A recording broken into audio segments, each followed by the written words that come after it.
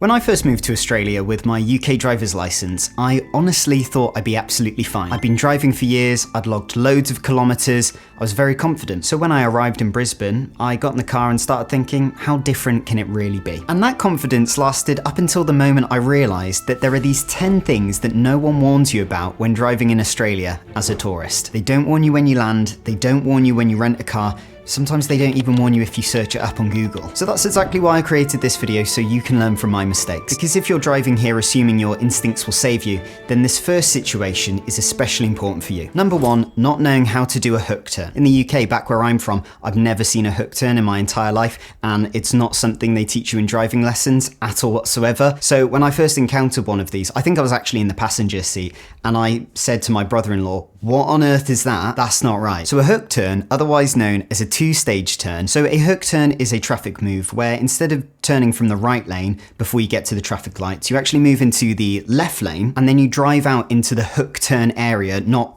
driving over any foot crossings at all. Don't worry, it does look like it's in the middle of the intersection, but you're meant to be there. And you turn from there once the traffic lights have turned green on the road that you're entering in, if that makes sense. Now you might be thinking, this is crazy, why does this exist? Lots of my Aussie friends actually avoid hook turns like the plague. When I've been in the passenger seat with them in CBD of Melbourne, they will actually turn the opposite direction if a hook turn is coming up. Now, once I understood why they exist, it clicked for me, even though they do look a bit scary. It's basically so they are for the flow of traffic, for safety, so you don't get in the way of trams crossing the intersection, and so everything can move without, crashes happening. Now, at one point, Sydney, Newcastle, South Australia, and Victoria all had hook turns, but they either switched to centre turns or got rid of them altogether in the 20th century. But understanding how to do one and why they're used doesn't stop your heart from pounding the first time you experience it. But after that, you will have built your confidence. It's like doing your first ever driving lesson.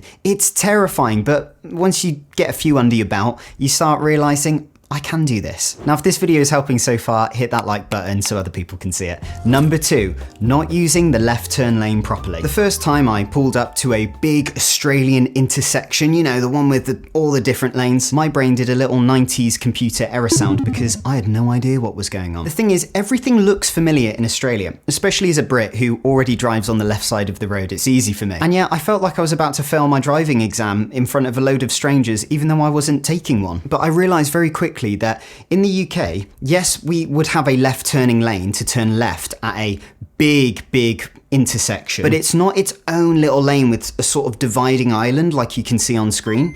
It's just part of the 3 or 4 lanes already, pointing straight forwards, and you just turn around the road. But if you did that in somewhere like Brisbane, it would be a big no-no. Once you've driven down the correct left-hand lane at a big intersection, the first couple of times, you'll be like, oh, this is the best thing ever. This makes way more sense. And I think we need far more of these back at home because, oh my word, it makes life so much easier. Number 3, you need to drive on the left side of the road. Now, while countries like the UK, Australia, and Japan all drive on the left side of the road, a lot of Americans find this absolutely crazy. But regardless of whether you think we're wrong or right, you need to drive on the left side of the road because that's the law. Now, this might seem like a bit obvious, but you don't quite realize how difficult it is when you come from a country driving on the opposite side of the road. It takes a lot of quick learning, building that muscle memory rapidly. I've actually mentioned in a previous video about unspoken rules that tourists break all the time in Australia. Aussies love to walk on the left side of the path as well. So remember, in Australia,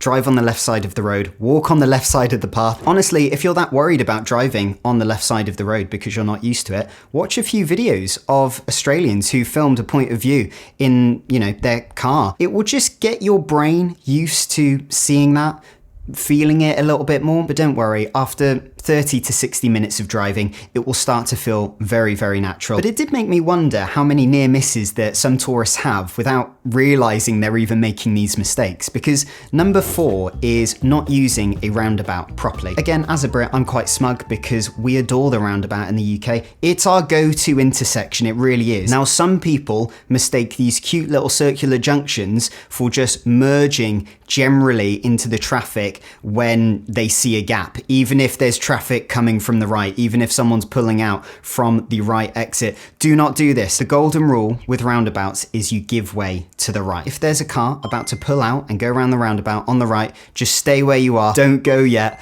otherwise an accident will happen. Do locals follow this rule every time? Absolutely not. But I have heard from some Americans and Canadians, they think they can just sort of slowly ease in. If there's oncoming traffic coming around the right, they'll just slowly push in and hope no one crashes into them. Don't do that. And while roundabouts aren't as common in Australia as they are in the UK, you almost certainly will encounter one with your first time visit here. But anyway, another life-saving tip is number 5, not checking over your shoulder when you change lanes on the motorway. This one genuinely surprised me, right? It seems like common sense, but this wasn't actually taught to me when I learned to drive in the UK. Admittedly, I come from the cute little Cotswolds town called Cheltenham, so it's a lot of countryside driving, so not a lot of motorways there. But when I was the passenger with my Australian wife driving me here in Brisbane, one of the first things I noticed that whenever she would change lanes very safely on the motorway, she would always check over her right shoulder. Now, this is for a couple of reasons, but one of the main reasons is to check your blind spot, that your wing mirror might not actually pick up and show you that there's a car in that lane. You can also check over your left shoulder if you're, changing into one of the left lanes as well to do the exact same thing. But I'm really grateful I've got this muscle memory of checking over my shoulder now, because it's something that I will always do in the UK. Number 6, thinking in miles,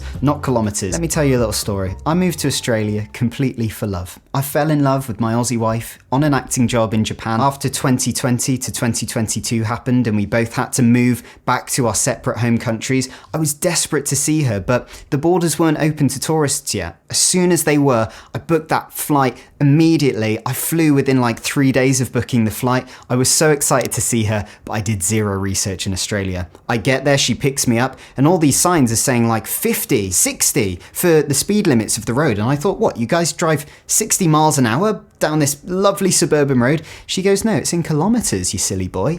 And I thought, oh no, what's a kilometre? But I nearly became that tourist, the one that everyone complains about. Oh, he's constantly talking in miles. Why can't you just use kilometres like a normal person? Because on a residential road in somewhere like Brisbane, you'll probably be driving 50 kilometres. If you don't check your speedometer while you're driving and you start going over that, you could be absolutely speeding. And also, it takes 2 seconds to just Google what state you're in, what city you're in, what the general speed limits are for certain roads, and usually there will be signs to tell you. And once I consciously switched my thinking to kilometers and not miles, I felt so much calmer driving and so much more confident and intentional. But this next one is another thing you definitely don't want to forget.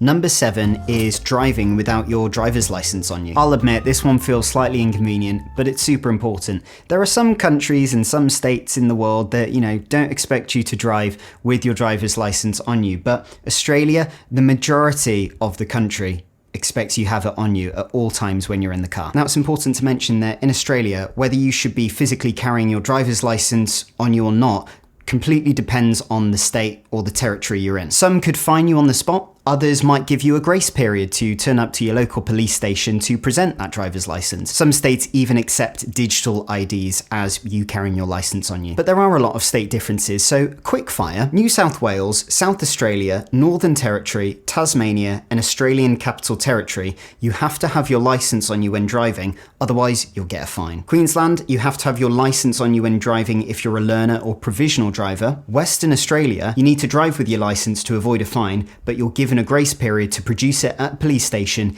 if you didn't have it on you. In Victoria, very specific rules for who has to have their license on them, e.g. if you're a learner driver, drivers under 26, and many more, so go do your own research on that if you're going to be driving in Victoria. But honestly, if you can't be bothered to go through all of that, just make sure you never leave home without your driver's license wherever you are in Australia, and you'll be absolutely fine. Number 8, ignoring wildlife hazard signs. If you know anything about Australia, you know that Aussies really care about their ecosystem. They really love their flora and fauna. They love their wildlife. We know this because visitors get in a lot of trouble if they start touching wild animals. It's just not okay. So while you might be having loads of fun in Australia, going on your adventure, exploring all this gorgeous country has to offer, you need to be mindful about the wildlife that could start crossing the road at random times. Now, a lot of roads put up special road signs to warn you that there's, potential koalas in the area, kangaroos, things like that. But honestly, if you're driving in Australia, just assume that there could be some pretty sizable animals trying to cross the road at any point in time, even if you don't see one of these hazard signs. There's all sorts of stories out there about people's cars getting written off because they hit a kangaroo and they were speeding, and there can be some really, really fatal accidents as well, so you've got to be really careful. And the first time I drove at much lower light in the countryside in Australia, you feel this quiet alertness because not only do you not want to have an accident, but you don't want to hit an animal. Oh my word. And it made me think about how the respect for wildlife here, it's not just some, fun slogan you might hear in a commercial. It's very practical. It's very real. So I know this all sounds very serious. I'm not trying to be like an overprotective mum, but really look out for those wildlife hazard signs. It means that area could have a particular density of that type of animal. You don't want to hit them, you don't want that on your conscience. Number 9, not checking state-specific road rules. This is where my confidence dipped a little bit. I felt like, I've got to do all this homework about all the different states and all the different road rules, but actually it's much easier than you think it is. Before you visit the chosen state you're going to be visiting, just Google online, and that state government, I'm sure, will have a web page that you can have a look at that will give you all of the important road rules for that state and how they might differ from other states. And no one really warns you about this until you're already here. Especially if you're coming from a foreign country, you might have some relatives that have visited Australia before, but they're not going to think to go, check what state you're going in as well. The road rules are different there. They're not even going to think about that. They're going to be like, pack your sunscreen, make sure you go to the beach. But this next tip is particularly important for all you adventure drivers out there. Number 10, under preparing for the outback. The outback isn't just a little holiday town that you can just pop into and pop out of. It is vast. It goes on for hundreds and hundreds and hundreds of kilometers, and it is extremely hot. You need to make sure that you're packing plenty of food, plenty of clean drinking water, plenty of fuel, and then anything else that your car might need. Also, make sure that you're driving in an appropriate car to handle outback terrain. You're going to be having to do a lot of hairy driving, right? So if you're slightly worried that your car can't handle it, go get a 4-wheel drive. You'll feel so much just more confident. Also, make sure that you tell people where you're going. Tell your loved ones where you're going. Tell maybe a tour guide or your accommodation where you're going to be, because there's a lot of dangerous stuff that can happen in the outback. But honestly, the rules here don't just stop at driving, because there are 10 secret rules tourists always break the first time they come here. I have been guilty of a few of these myself, so go watch this video here to find out how you can avoid them yourself. I'll see you over there, and thanks for watching to the end. Bye.